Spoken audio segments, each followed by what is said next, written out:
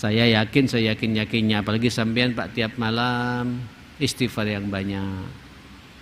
Apalagi istighfarnya sampean menikmati jemaah sekalian. Astaghfirullahaladzim. Saya tadi subuh tidak ke masjid. Astaghfirullahaladzim. Hari ini saya tidak baca Quran sama sekali. Astaghfirullahaladzim. Saya belum menyambangi dan menyapa kedua orang tua saya. Astaghfirullahaladzim. Tadi saya bentak-bentak kepada istri dan anak-anak saya. Enggak jelas kenapa saya marah seperti itu. Astaghfirullahaladzim. Saya tadi di kantor mengambil sesuatu yang bukan hak saya gitu.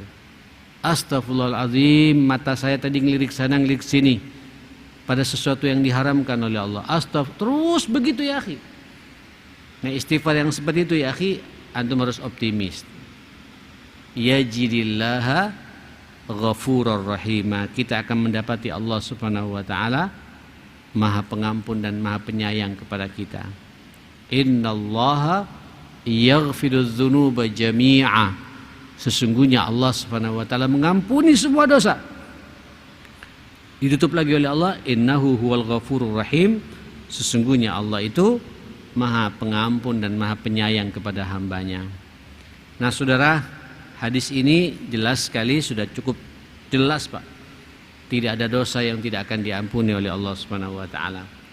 Dipertegas Pak di hadis yang ketiganya ini lebih jelas lagi.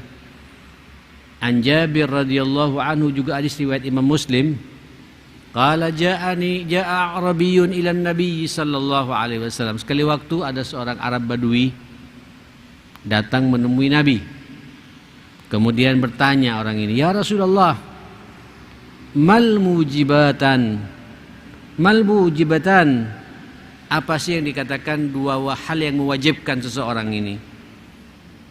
Apa kata Nabi sallallahu alaihi wasallam? Jemaah kan coba lihat Pak.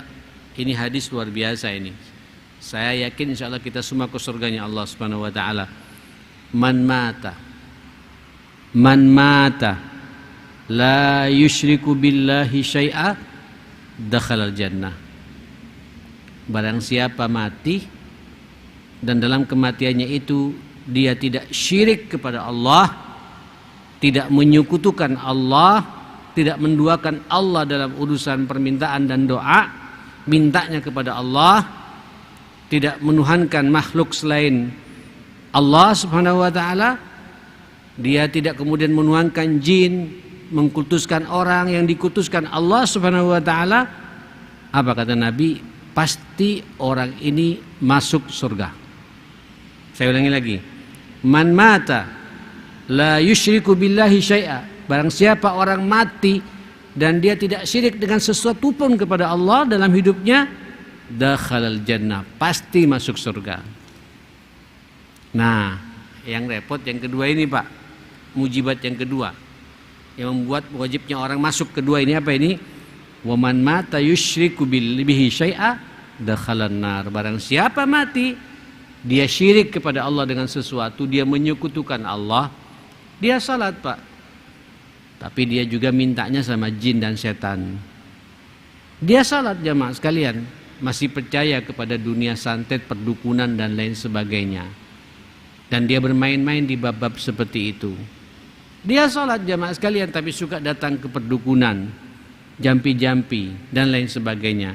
Apa kata Nabi? Dan dia meyakini semua itu ada kekuatan yang lain selain kekuatannya Allah Subhanahu wa taala, dakhalan nar, pasti orang itu masuk nerakanya Allah Subhanahu wa taala. Maka ya akhi, alhamdulillah antum tidak termasuk orang-orang yang ahli syirik. Kita sudah bertauhid dengan benar kepada Allah. Bahkan kita mengikrarkan setiap saat asyhadu an la ilaha illallah wa asyhadu anna Muhammadar Rasulullah. Apa yang diperintah oleh Allah sami'na wa ata'na. Apa yang diperintah Rasulullah sami'na wa ata'na. Allah segala-galanya bagi kita dalam urusan cinta, dalam urusan takut, dalam urusan gantungan hidup, ketawakalan ini. Itu bentuk tauhid kita yang sebenarnya. Allah segala-galanya dalam hidup ini. Kita tidak bertawakal kepada dunia kita. Kita juga tidak bertawakal kepada harta kita. Kita tidak bertawakal kepada posisi dan pangkat kita. Kita juga tidak bertawakal kepada anak-anak kita yang sukses dalam hidupnya. Kita juga tidak bertawakal kepada pekerjaan kita. Kita tidak bertawakal pada keluarga besar kita, tapi tawakal kita kepada Allah Subhanahu wa taala. Itulah iman, Pak. La yusyrik bihi syai'a. Tapi kalau ada syirik, Pak, sampai bertawakal kepada dunia, sampai kemudian meninggalkan sholat 5 waktu karena masalah dunia, seakan-akan dunianya akan mengekalkan. Tanpa dunia saya tidak akan hidup. Lupa yang ngasih dunia itu siapa? Allah Subhanahu wa taala. Kalau ada keyakinan seperti itu sampai kemudian kita meremehkan aturan Allah, syariat Allah Subhanahu wa taala, dakhalan nar, pasti masuk neraka, kata Nabi sallallahu alaihi wasallam. Nah, saudara, diperkuat lagi Pak hadis keempatnya di sini. Wa an Anas radhiyallahu anhu anna nabiyya sallallahu alaihi wasallam ya wa Mu'ad radifuhu ala rajul wa Mu'adun radifuhu ala rahi faqala. Sekali waktu, kata Sayyidina Anas, Nabi sallallahu alaihi wasallam mengajak Sayyidina Mu'ad. Maksudnya Mu'ad bin Jabal, ya akhi.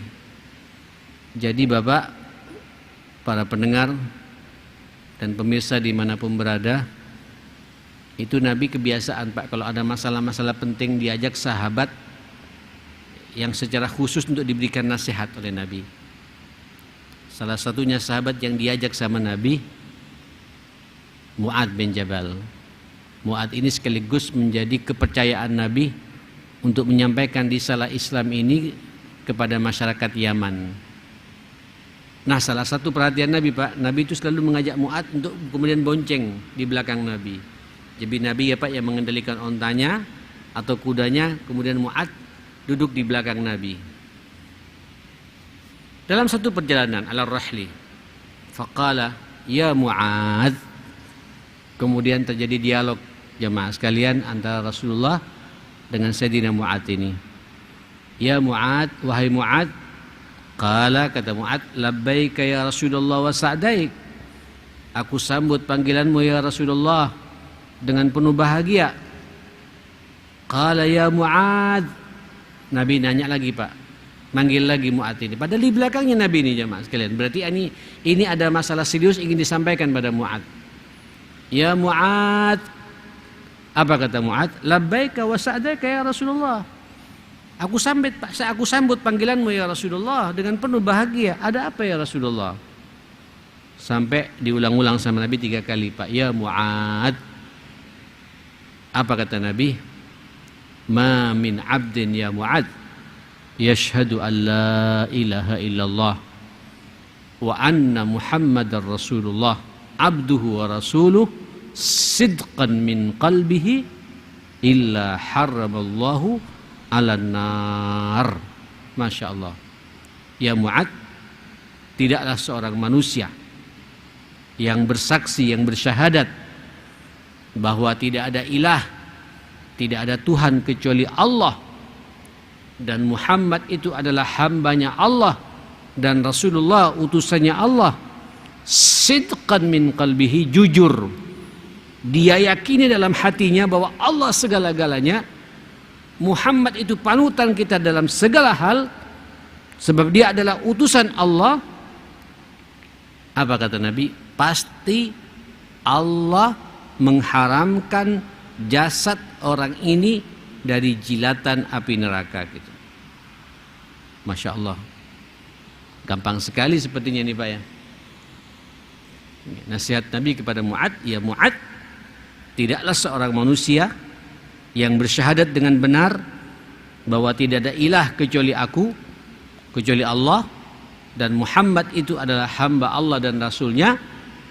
Dia jujur mengucapkan seperti itu dari lubuk hatinya yang paling dalam, bahwa Allah segala-galanya, panutan kita segala-galanya adalah Rasulullah. Itu jujur dalam hatinya, Allah pasti mengharamkan jasad orang itu dari jilatan api neraka. Kata Mu'ad, ya Rasulullah, afala ukhbiru bihan nas fayastabshiru? Boleh enggak ya Rasul saya menyampaikan berita baik ini kepada semua sahabat-sahabatku pada seluruh manusia biar mereka senang ya Rasulullah dengan berita ini. Insya Allah Pak, sampean calon penghuni surga semua ya akhi. Karena sampean bersyahadat dengan benar, sampean juga tidak syirik, mengakui keberadaan Rasulullah sebagai seorang nabi dan hambanya dan Rasulullah sallallahu alaihi wasallam. Selesai sudah Pak. Kata Nabi, pasti Allah haramkan jasad orang itu dari api neraka. Ini Pak Raja Mu'ad merasa senang ya mas sekalian. Nabi menyampaikan kepada Nabi, boleh tidak ya Rasulullah, afala ukhbiruha annas fayastabshiru, boleh enggak saya menceritakan pada semua sahabat ini sehingga mereka merasa bahagia dengan berita ini. Qala idzan yattakilu, saya khawatir mereka hanya bersandar pada hadis ini saja ya Mu'ad, tidak mau menambah amal solehnya gitu.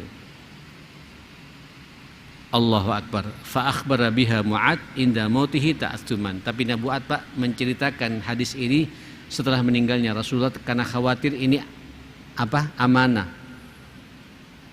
Pak, para pendengar, pemirsa yang dimuliakan Allah Subhanahu wa taala, kenapa Nabi mengatakan idzan yattakilu? Begini ya akhi. Insyaallah nanti antum di surga semuanya bahagia.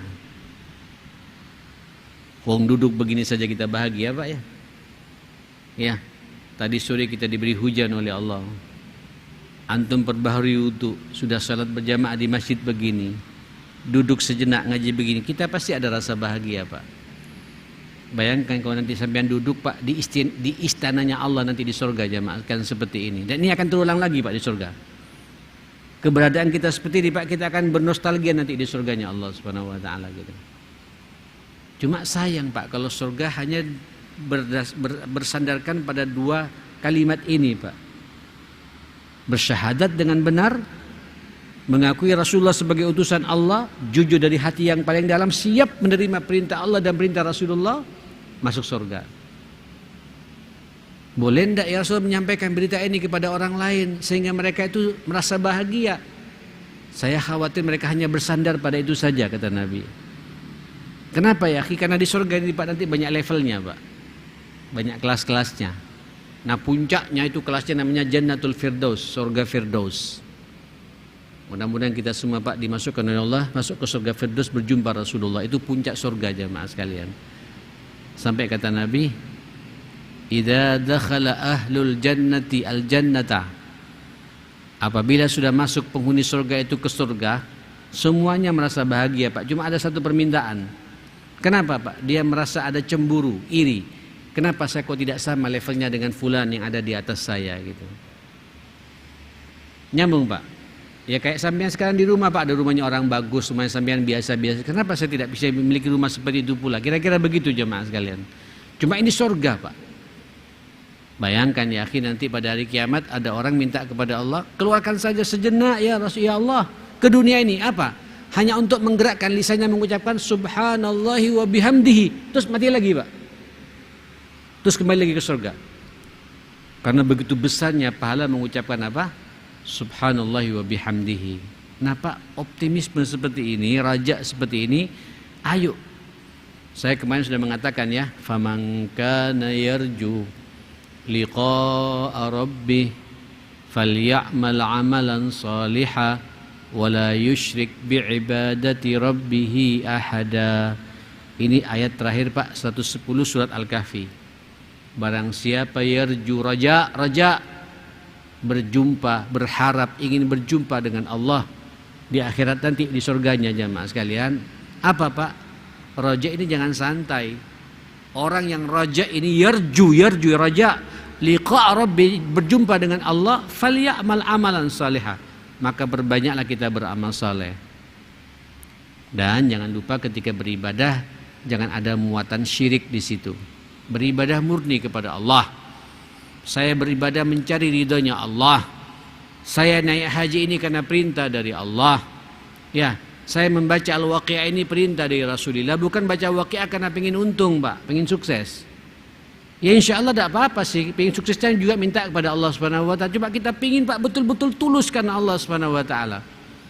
Nah raja yang seperti itu jamaah sekalian, insya Allah Pak, Ibu, Saudara, para pemirsa dimanapun berada, kita akan dibahagiakan oleh Allah di surganya Allah bersama Rasulullah sallallahu alaihi